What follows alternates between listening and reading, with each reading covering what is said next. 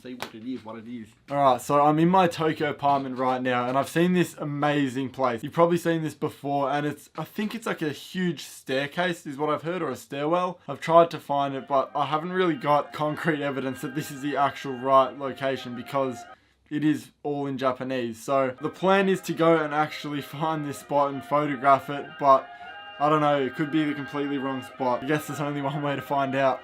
Let's go.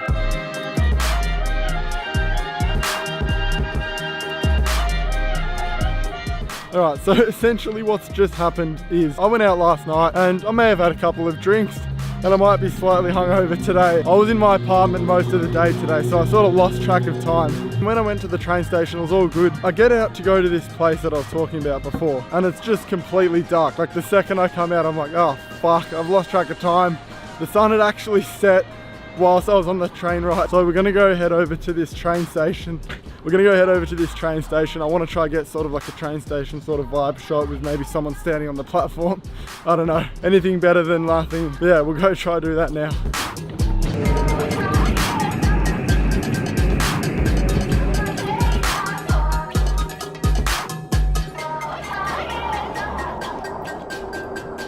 Well, that didn't really go as I planned, but we still got some cool shots at the train station.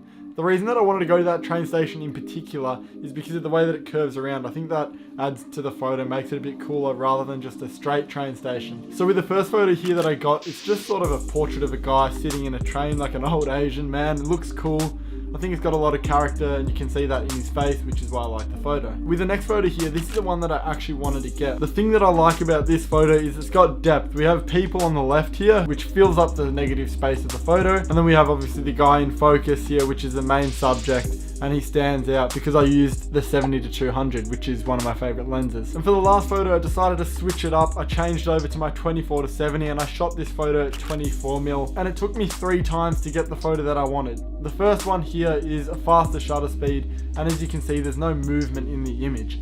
So with the next photo here, I added some more movement into it, and I did this by making the shutter speed slightly longer. Although it wasn't long enough for me, I wanted there to be a bit more blur in the photo. Which brings us to the last photo here that I took, and I was really happy with this one. I had a longer shutter speed, which creates this sort of really long light trail in the train, and it just gives a really cool effect, and it shows that the train's actually whooshing past rather than the first photo where it just looks still. Anyways, that's all for today's video. Unfortunately, we didn't actually get to go to the spot that I wanted to, which was that stairwell. Or did we? Surely you didn't think I'd actually title this video and make the thumbnail this place and not actually come here. It took a little bit longer than expected, but we're here. So I'm gonna go take some photos of it now because the lighting is really nice today.